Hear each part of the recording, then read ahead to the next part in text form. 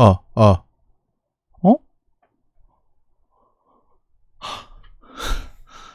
안녕하십니까. 시민됐습니다. 아, 오늘은 말이죠. 그, 오늘은 말이죠. 좀 당황스러운데. 오늘은 말이죠. 정치 관련 얘기 몇 가지만 해보도록 하겠습니다. 그 정치와 이제 수사, 스캔들 만들기. 소위 말해서 이제 대선 시기에 그 관련 공작들이 지금 진행이 되고 있습니다. 그 얘기를 해보고자 합니다. 자, 이거 미리 사이즈를 맞춰놔야 되는데 매번 이렇게 이게 좀 그렇지 않습니까? 왜냐하면 이게 제가 그냥 사이즈 맞추면 됩니다. 맞추면 되는데 제가 왜 이걸 꺼림직하게 생각하냐면 미리 이렇게 맞춰놨다가 이걸 이제 전체 화면으로 확대했다가 줄이면 이렇게 되거든요. 되는데 문제는 이게 이제 그걸 미리 맞춰놓지 않으면 전체 화면에서 줄이면 한 이 정도 사이즈가 돼요. 근데 이거를 제가 직접 이렇게 손으로 싹 줄여야 되지 않습니까? 이렇게. 근데 문제는 뭐냐면 이렇게 이제 제 얼굴이 이렇게 줄여 나가는 거를 보고 있으면 마치 그 정분실의 앞날도 이렇게 막 점점 작아지다가 어두워지다가 요만해진다는 그런 거를 느껴지는 거죠. 왜냐면 이제 최근에 정분실이 2,800명대가 무너졌습니다. 이게 2,700명대가 됐어요. 제가 어디 가서 진짜 2,800명대라고 진짜 자랑스럽게 얘기했는데 뭐 안철수 씨 얘기 좀 덜하고 이러니까 확 빠집니다. 바로 한 30명이 빠졌나? 네. 여러분 구독과 좋아요는 필요 없습니다. 저는 왜냐면 이제 돈 벌려고 하는 것도 아니고 많이 노출돼봤자 제 신상에 좋을 게 없으니까 솔직히 좋아요 이런 거 안 눌러주셔도 되는데 말이죠. 구독은 좀 해주십사. 여러분 저를 욕하고 싶은 분들도 일단 구독은 하셔야 보시고 욕을 할 수 있지 않겠습니까? 구독과 알림 이런 거 늘 해주시면 감사하겠습니다. 자, 오늘 들어갈 얘기는요. 뭐 아실 만한 분들은 아실 겁니다. 가짜 수산업자 게이트. 여기 보시면 애매해. 수산업자 출소 후에 뭐 김부겸 보좌관 행세를 했다는 둥. 지금 김무성, 박지원, 정봉주, 그다음에 이제 TV조선의 엄성섭, 또 조선일보의 이동훈, 뭐 몇몇 사람들 얘기가 나오고 있죠. 근데 이 보십시오. 일단 이 42살짜리 43살짜리인가 2살짜리인가 사기 전과 사기범인데 일단 양아리 마인드가 느껴지지 않습니까? 누가 이 더운 날에 이렇게 일단 좋습니다. 뭐 페라리는 그렇다 치고 페라리는 그렇다 칩시다. 그리고 이제 뭐 염주, 시계 이것도 아마 롤렉스쯤 되겠죠. 뭐 지가 아는 게 그걸 테니까 그렇다 칩시다. 근데 이 손 보십시오. 손 이게 일단 일하는 그러니까 뽀얀 사람의 손이 아니에요. 뽀얀 사람의 손이 아닙니다. 그 말은 좀 문제가 있는 애다. 일단 손이 그렇고 손이 약간 천티가 나고요. 헤어스타일은 그렇다 치고 이 넥타이 올려맨 거 보십시오. 그러니까 옷도 좀 너무 핏한 걸 너무 타이트한 걸 입다 보니까 이 팔이 이만큼 반팔 양복입니까 이게? 그 말은 뭐냐면 일단 보면 아무리 좋은 차를 타고 있어도 사람이 싼티가 납니다.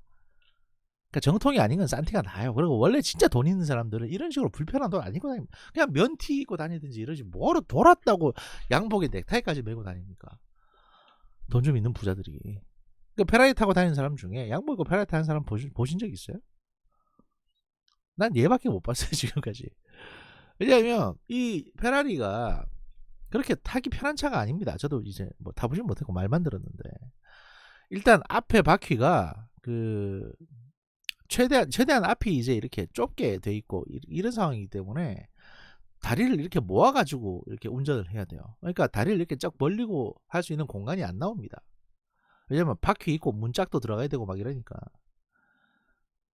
그 불편한 차를 저렇게 양복을 입고 탄다는 게 말이 됩니까? 그다 빨간색 페라리, 야, 진짜 누가 봐도 양아리죠, 양아리. 이거는 양아치라는 표현에 약간 순화된 표현입니다. 하여튼 뭐 그렇다는 건데요. 뭐 어쨌든 이 수산업자 게이트 다시 앞쪽 가서 보시죠. 피해액만 100억 원이 넘는 가짜 수산업자 사기 사건에는 조선미디어 출신들이 묘하게 얽혀있다. 이건 뭐 사실 중요한 얘기는 아닙니다. 왜냐하면 조선일보가 일단 메이저 신문이고 그래서 여기서 이제 주로 소개를 받았으니까. 그 다음에 피해액이 100억이 넘는다고 했는데 사실 이렇게 큰 피해자는 2명입니다. 첫 번째 한 17억 정도 떼이신 맨 처음 감옥에서 알게 된 깜빵 동기 송모 씨, 이 월간조선 취재팀장 출신의 송모 씨가 있고, 이게 한 16억 털렸고 17억 정도 사기당했죠. 원래 오징어 사업에 투자해라. 오징어 비싸지 않습니까? 그러니까 투자하면 대박 납니다. 이래가지고 이제 돈을 땡긴 거죠. 그 다음에 80억 정도는 김무성 대표의 친형이죠. 그 친형이 80억을 사기당했습니다. 사실 사기당한 사람은 2사람밖에 없고, 이게 일반인 대상 사기도 아니에요. 그러니까 결국에는 피해 규모만 봤을 때 한 2~3명한테 사기친 그런 사건이죠. 자, 여기서 이제 의문이 듭니다. 이 사건 기본적으로 서울경찰청 경찰청 본청에 그 수사 일관가 뭐 중앙수사국인가 뭐 그쪽에서 수사를 했다고 해요. 한 3개월 수사했다고 하는데, 경찰청에서 이런 사기 사건을 수사합니까? 왜냐하면 아무리 그 정권 또는 뭐 정치권의 거물들이 로비 대상으로 연루가 돼 있다 하더라도 경찰청 본청에서 이런 사기 사건, 더구나 피해자가 뭐 일반인 피해자들이 한 100명 넘으면 모르겠는데 그것도 아니거든요. 지금 한 3개월 준비한 사건이랍니다. 그러면 이거 냄새가 나죠. 그리고 이제 관련 보도들을 여러분 검색해 보시면 나올 텐데, 이 김모 씨가 체포가 한 3개월 전에 구속이 됐습니다. 그래서 계속 수사를 받아요. 구치소에서 김무성, 박지원 여기저기로 이제 계속 편지를 보냅니다. 살려달라고, 좀 구해달라고, 구명해달라고. 이 말은 뭐겠습니까? 경찰이나 수사하는 쪽에서 야 불어, 더 있잖아, 더 불어, 또는 야 네가 붉게 기억이 잘 안 나면 우리가 시나리오를 써올 테니까 여기 도장만 찍든가, 이렇게 나오고 있다는 거죠.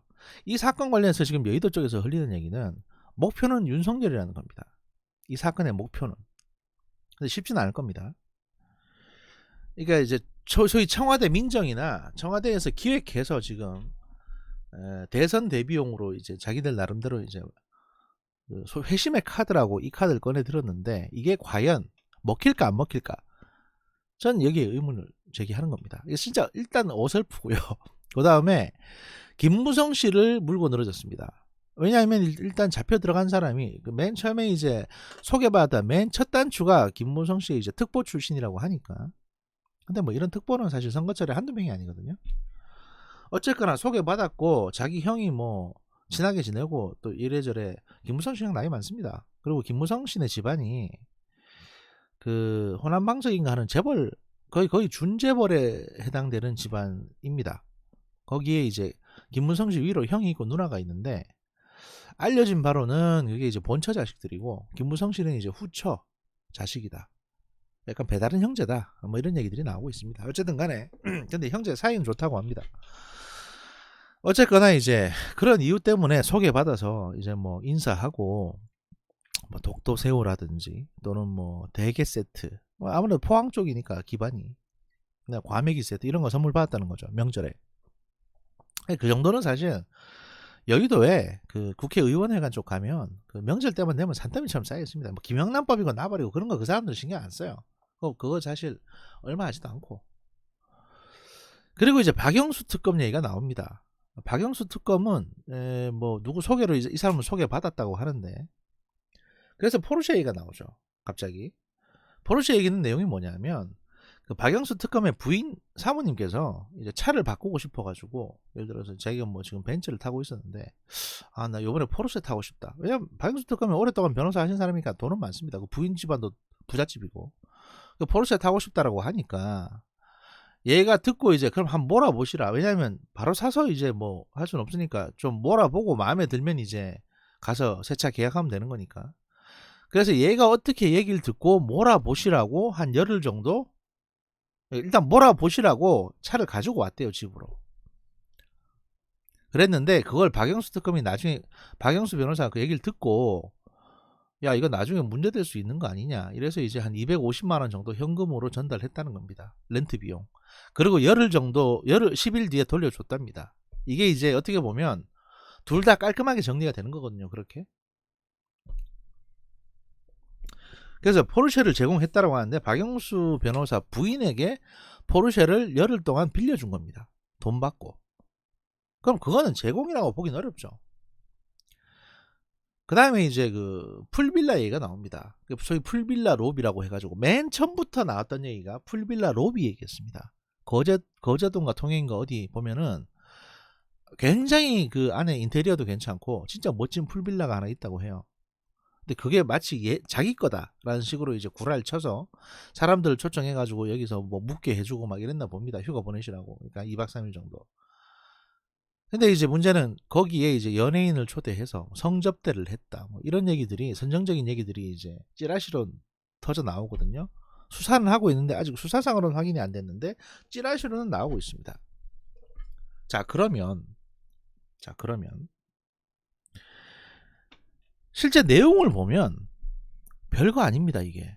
뭐 어마어마한 게 있는 것 같지만 지금 나오는 얘기들을 보면 포르쉐도 그런 식으로 돈 받고 빌려준 거고, 뭐 박지원이나 이런 사람들도 선물 주고받았다고 하는 것들도 대부분 다 명절 때 줄 수 있을 만한 규모의 선물들입니다.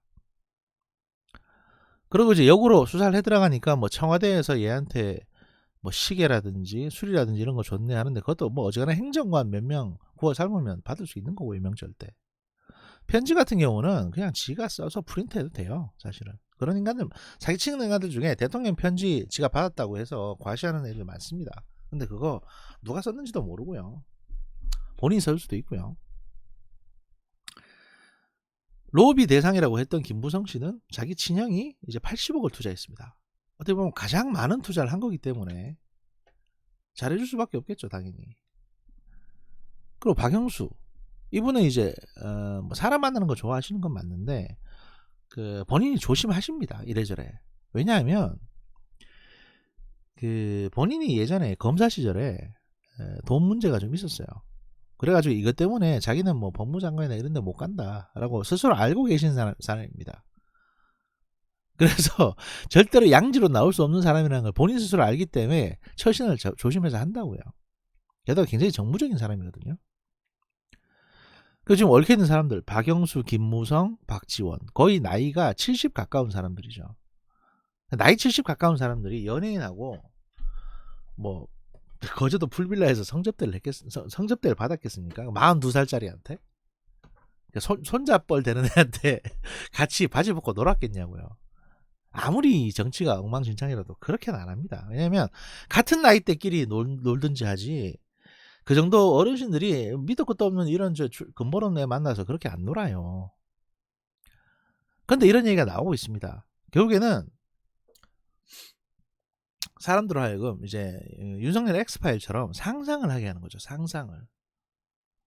뭐 막 영화 얘기 나오고 뭐 이런 보도들 진보 언론에서 보도하면 자료 화면으로 뭐 내부자들이나 이런 거 막 꺼내가지고 역시 조선일보 뭐 국민의힘 이러면서 서로 이제 이렇게 막 같이 풀빌라에서 연예인 끼고 옷 벗고 놀고 술 마시고 이런 거를 연상하게끔 하려고 설계를 한 겁니다. 근데 되게 어설픈 설계를 했죠. 왜냐면 아마추어들이 설계를 하니까 설계도 어설픈 겁니다, 사실. 실제 내용을 보면 아까 말씀드렸다시피 사기당한 사람은 5사람도 안 되고요. 그런데 이제 수많은 얘기들, 그러니까 워딩만, 선정적인 워딩만 나옵니다. 풀빌라, 성접대, 그 다음에 연예인, 그 다음에 언론계, 검찰, 경찰, 정치권, 주요 인사들. 실제로 만났던 건 검찰의 부장검사 한 명이랑 경찰의 이제 총경급 한 사람, 뭐 이런 건데, 그 다음에 엄성섭, TV조선 앵커. 근데 자기는, 나는 술 안 마셨다고 막 이런 식으로 얘기하는데, 그 정도 나이 때는 이제 호영호재 할 수 있어도, 소위 거물들이라고 할 수 있는 박지원, 김무성, 또 이제 김부겸 얘기도 나오고요. 그 다음 청와대 얘기도 나오고, 이제 조금 있으면 윤석열 얘기도 나올 겁니다, 아마. 그런데 그게 썰로 돌아다닐 거예요. 그 문바들 트위터나 또는 이제 뭡니까 그 최강욱 같은 인간이 페이스북에 그렇게 쓰겠죠. 수산업자하고 윤석열은 무슨 관계일까? 물음표 이런 식으로. 그러면 이제 또 김어준이 또 이제 물음표 몇 마디 하면서 이제 이런저런 음모론 꺼낼 테고. 그러니까 여러분이 혹할 수 있는 소재들, 혹할 수 있는 키워드들만 지금 나오고 있지 실제 내용은 아무것도 없습니다. 근데 이런 작은 잡범을 수사하는 주체가 경찰청 중앙수사부이고, 나름대로 권력층 수사한다고 지금 저러고 있죠. 그럼 이거를 단순히 이렇게 뻔한 어떤 내용을 윤석열 줬대라고 이제 청와대에서 설계를 했을까? 사실 설계를 했을 때는 걔들도 멍청하지는 않으니까요. 걔들도 멍청하다고 생각하면 안 됩니다. 설계를 했을 때는 두 가지 목적이 있는 거예요. 두 가지 목적이. 그래서 그 두 가지 목적 중에 하나는 확실하게 지금 이렇습니다. 뭐냐? 원래 같으면 이런 보도는 진보 언론에서만 떠들어대야 됩니다. 그런데 지금 극우 언론에서도 떠들고 있어요. 어디냐 하면 가세연 또는 극우 유튜버들 이런 사람들이 이거를 터뜨리고 있습니다. 박영수 특검 공격하려고. 박영수 특검은 박근혜 씨를 잡아넣은 사람이죠. 윤석열과 같이. 이 기억을 다시 불러일으키는 거예요. 야, 박영수도 썩었네. 그래서 소위 친박 태극기가 윤석열 지지를 하지 않고 떨어져 나오게끔 만들기 위해서 이런 루머를 유포하고 있는 겁니다. 대선 거의 7, 8개월 전에. 절대로 여기에 넘어가시면 안 됩니다. 사실 이제 하루하루 지날수록 더 많은 시나리오들이 쏟아져 나올 겁니다. 안철수 씨도 그렇게 당했고요. 문국현도 그렇게 당했습니다. 그러니까 어마어마한 것들이 쏟아져 나와요. 이게 효과 없으면 이거 밀어넣고 이게 효과 없으면 저거 밀어넣고 엄청난 양의 시나리오가 준비되어 있고요. 이게 마치 그 영화 시나리오들처럼 경우에 맞게 배역만 딱 준비되면 바로 그냥 스캔들 터뜨릴 수 있도록 가짜죠. 가짜 허위 스캔들입니다. 준비가 되어 있습니다. 심지어 박영수 특별검사, 그러니까 특검 출신이었으니까 박영수 특검이라고 하는데 그 향응을 제공받았을 당시에는 그냥 변호사였고요.